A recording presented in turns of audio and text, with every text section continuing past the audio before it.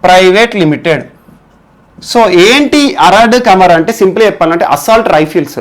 Assault rifles అంటే ఏంటి? తుపాకులు. మన భారతదేశంలో కొన్ని తుపాకులు తయారు చేస్తారు, కానీ కొన్ని తుపాకులు వేరే దేశాల నుండి ఇంపోర్ట్ చేస్తారు. అలా అమెరికా నుండి బుల్లెట్స్ కానీ తుపాకులు కానీ ఇంపోర్ట్ అవుతాయి. సో అలాంటి అత్యాధునిక సౌకర్యాలతో ఉండే రైఫిల్స్ తుపాకులు ఏవైతే ఉంటాయో వాటి విషయం సంబంధించి అరడ్ కమారల్ అనే అత్యాధునిక సౌకర్యాలతో ఉండే తుపాకులు ఇవి. సో వీటిని ఇప్పటి వరకు ఇజ్రాయెల్ దేశంలో తయారు చేసేవాళ్ళు, మన దగ్గర ఇంపోర్ట్ చేసుకునే వాళ్ళం. సో ఇప్పుడు ఏం జరిగింది అంటే ఈ రెండు తుపాకులను కూడా ఇండియాలోని మధ్యప్రదేశ్ రాష్ట్రంలో తయారు చేస్తున్నట్టుగా మేక్ ఇన్ ఇండియా ప్రోగ్రాంలో తుపాకులను కూడా ఇప్పుడు మనం ఇండియాలోనే తయారు చేస్తామని చెప్పేసి ఇటీవల భారత ప్రభుత్వం ప్రకటించింది. దానికోసం మధ్యప్రదేశ్ రాష్ట్రంలో ఒక కర్మాగారాన్ని ఏర్పాటు చేస్తున్నారని చెప్పింది. సో దానికి సంబంధించిన కంపెనీ అని PLR systems private limited. So ఇదొకటి కూడా మనకి ఇంపార్టెంట్. సో ఈరోజు మన నెక్స్ట్ టాపిక్ ఏంటంటే ఒక అసాల్ట్ రైఫిల్కి సంబంధించి, అది ఎక్కడికి సంబంధించి అంటే ఇజ్రాయెల్కి సంబంధించి 2 అడ్వాన్స్డ్ రైఫిల్స్ వార్తల్లో ఉన్నాయి. అవేంటంటే ఒకటి అరడ్, 2 కమారెల్ కమారెల్ అనే అడ్వాన్స్డ్ రైఫిల్స్ ఉన్నాయి. అసాల్ట్ రైఫిల్స్ అంటారు, అంటే తుపాకులు. సో ఇప్పటి వరకు భారతదేశం దీనికి సంబంధించి దిగుమతులు చేసేది, ఇజ్రాయెల్ ఈ గన్స్ని వేరే దేశాలకు ఎగుమతి కూడా చేసేది.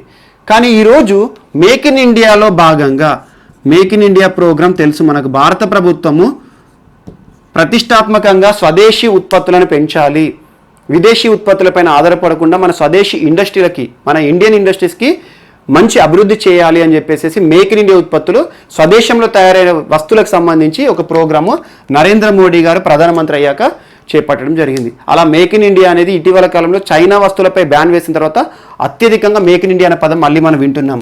అలా మేక్ ఇన్ ఇండియా సింపుల్ చెప్పాలంటే భారతదేశంలో తయారీ. ఇందులో భాగంగా ఈరోజు అరడ్ మరియు కమారెల్ అనే 2 అసాల్ట్ రైఫిల్స్ని ఈరోజు భారతదేశంలో తయారు చేస్తున్నట్టుగా ప్రభుత్వం ప్రకటించింది. దానికి సంబంధించి ఒక జాయింట్ వెంచర్ ఇది 2 కంపెనీలకు పర్మిషన్ ఇచ్చింది. అదేంటంటే PLS systems private limited and next పంజ్లాయిడ్ కంపెనీ. ఈ 2 సంస్థలు కూడా సంయుక్తంగా మధ్యప్రదేశ్ రాష్ట్రంలో ఈ అరద్ కమారెల్ అనే రైఫిల్స్ని తయారు చేస్తాయి అని చెప్పేసి ఇటీవల వార్తలోకి వచ్చింది. బట్ ఇటువంటి బిట్స్ మనకి ఎగ్జామ్లో రావచ్చు, రాకపోవచ్చు, ఎందుకంటే అంత పెద్ద ఇంపార్టెంట్ కాదు. కాకపోతే వార్తలు నిలిచిన ఇటీవల అసాల్ట్ రైఫిల్స్ పేరేంటి, అవి ఏ దేశం సంబంధించినవి, ఇటీవల ఎక్కడ తయారు చేయబోతున్నారు, ఏ సంస్థలు ముందుకు వచ్చాయి, ఏ ప్రోగ్రాంలో భాగంగా మేక్ ఇన్ ఇండియాలో భాగంగా జస్ట్ ఒక బిట్ గుర్తుంచుకోండి. బట్ అంత పెద్ద ఇంపార్టెంట్ ఏం కాదు. అండ్ నెక్స్ట్ ఇక మనకు నెక్స్ట్ వార్తల్లో వ్యక్తుల విషయానికి వద్దాము. వార్తల వ్యక్తుల విషయానికి వస్తే మనకి ఈరోజు అశోక్ కుమార్ ఇతనికి లైఫ్ టైం అచీవ్మెంట్ అనే ఒక అవార్డు వచ్చింది. సింపుల్గా చెప్పాలి, లైఫ్ టైం అచీవ్మెంట్ అవార్డు. ఆ సంస్థ ఏది ఇచ్చిందంటే Mohun Bagan lifetime achievement award ఇచ్చింది. సింపుల్గా చెప్పాలంటే ఎవరి అశోక్ కుమార్ అంటే మన భారతదేశానికి సంబంధించి హాకీ ప్లేయర్. ఇతను 1975లో హాకీ వరల్డ్ కప్ అనేది జరిగింది. అందులో 1975 హాకీ వరల్డ్ కప్లో ఇండియా విన్నర్. సో ఈ గెలిచిన జట్టులో ఈ అశోక్ కుమార్ టీం సభ్యుడు. సో అతనికి ఇటీవల ఈ సంస్థ మోహన్ బగన్ అనే ఒక సంస్థ లైఫ్ టైం అచీవ్మెంట్ అనే అవార్డు ఒకటి ఇచ్చింది. బట్ అవార్డు గుర్తుంచుకోండి, పేరు గుర్తుంచుకోండి, జస్ట్ ఒక ఇంపార్టెంట్ గుర్తుంచుకోండి. అంతే తప్పితే వార్తల వ్యక్తుల గురించి జీవితం, వాళ్ళ జీవిత చరిత్ర అన్నీ అవసరం లేదు. సో ఒక పాయింట్లో గుర్తుంచుకోండి, అశోక్ కుమార్కి లైఫ్ టైం అచీవ్మెంట్ అనే ఒక అవార్డు వచ్చింది. అండ్ నెక్స్ట్ మనకు Hemang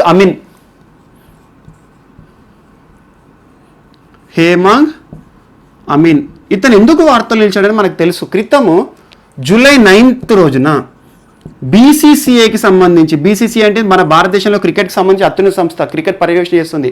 board of control and cricket in India అంటే క్రికెట్ని భారతదేశంలో కంట్రోల్ చేసే ఒక ఆర్గనైజేషన్. సో దీనికి సంబంధించి జూలై 9th రాహుల్ జోహ్రీ గారు రిజైన్ చేశారు. మనకు తెలుసు, అది మనం క్రితం క్లాస్లో చూసాం. రాహుల్ జోహ్రీ ఏ పదవిలో రాజీనామా చేశారంటే CEO, chief executive officer to the BCCI. So అప్పటి నుండి ఆ పదవి ఖాళీగా ఉంది. సో ఈ రోజున హేమాంగ్ అమీన్ అనే ఒక వ్యక్తి ఈ CEOగా, ఇంటరిమ్ CEOగా తన బాధ్యతను తీసుకున్నాడు. సో ఇదొకటి కూడా మనకి వార్తలో నిలిచిన వ్యక్తుల కిందకి ఈరోజు important. And next remaining miscellaneous ఏమైనా అంశాలు ఉంటే మనము రేపటి క్లాస్లో చూద్దాము. అండ్ ఏమైనా టాపిక్స్ మీకు ఏమైనా డౌట్ ఉన్నా కూడా, ఏదైనా మిస్ అయిన ఫీలింగ్ ఉన్నా కూడా మీరు కామెంట్లో రాయొచ్చు, ప్రాబ్లం ఏం లేదు. అండ్ ఇంకొకటి ఏంటంటే ఇవాళ ఒక నివేదిక అనేది వచ్చింది, ఐక్యరాజ్య సమితికి సంబంధించి ఒకటి పోషకాహారకు సంబంధించి న్యూట్రిషన్ సంబంధించి ఒక రిపోర్ట్ వచ్చింది. ఆ అంశాలన్నింటినీ కూడా మనం ఇన్ డెప్త్గా రేపటి క్లాస్లో కవర్ చేద్దాం. Thank you.